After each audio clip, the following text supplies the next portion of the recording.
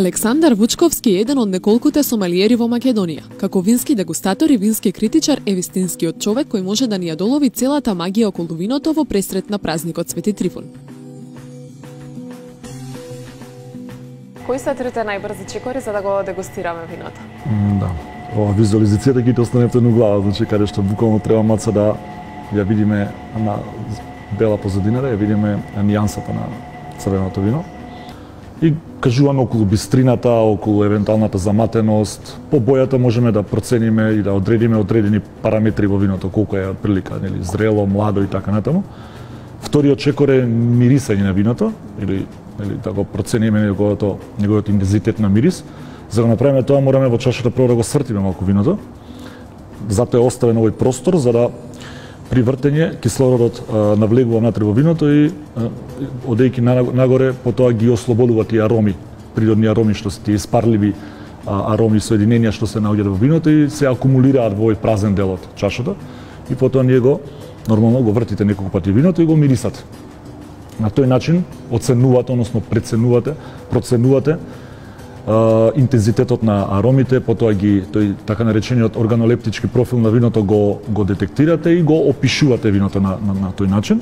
Но исто така со мирисот можеме да процениме дали виното технички исправно или неисправно. Значи ако доаѓа ако дошло до некаква оксидација или некаква бактериско влијание и така натаму, тоа може да се процени на мирис. И нормално третиот чекор, последниот е вкусување, односно пиење на виното, каде што после мирисот се зима мала голтка, не се голта веднаш, туку се буквално онака се врти малце во устната шуплина за сите рецептори на јазикот и на непцето што ги имаме да дојдат во контакт со виното, се голта после неколку секунди и се чекаат па повторно неколку секунди, па тек потоа се носи некаков заклучок. Знаеме дека колку е постаро виното, толку е пубаво, но дали ја минува бојата доколку долг период стои затворено во шише?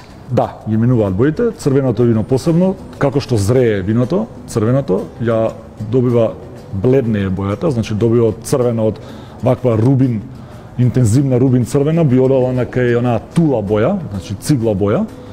А кај белото вино е обратно. Белото вино додека е младо е бистро, бело со зеленкасто сламести нијанси, но како што зрее добива на интензитет на кај повеќе на кај жолта боја, златно жолта боја, па се према бакарна боја. Влеговме во винскиот подрум кој е 6 метри под земја. После примарниот процес на ферментација, виното се спушта овде за да зрее во дрвени буриња направени од даб. Виното кое одстојува во дабово буре секогаш се смета за подолговечно и поскапо. Преку тој процес на зреење, односно на испарување, доаѓа до омекнување на таа танинска структура, до развој на тие малце покомплексни, така наречени секундарни, подоцна и терцијарни ароми и самиот процес, преку еден процес кој се вели микрооксигенација, тоа значи дека преку овие микромилиметарски дупчиња во самите летви на самото дрво, воздухот навлегува внатре, а истовремено и дел од виното испарува. И на тој начин доаѓа до размена на кислород и виното станува попријатно, помеко и обично после еден период од 12, 16 па се до 24 месеци се флашира подосна и тек тогаш оди пред конзументот на пазарот. Дали е истиот процес и за белото и за црвеното вино? За црвеното вино лушпите се оставаат во контакт со сокот, нели, во еден процес кој е наречен мацерација, за да екстрахират боја и не само боја, туку и оние танини, сите оние фенолни соединенија кои ги имаме во црвеното вино. За белото вино тој процес е, нели, тој чекор се прескокнува затоа што физички се одвојува, односно се одстранува лушпата и останува само сокот кој е безбоен, нели, и на црвеното грозје сокот е безбоен, така што бојата црвеното вино ја добива од лушпите, а не од самиот сок. Сокот си е безбоен. Така што тука во тој чекор се разликуваат производствените процеси, белото и црвеното. Онаму во црвеното значи се лушпата останува во контактот со сокот, во белото не е, туку се одстранува.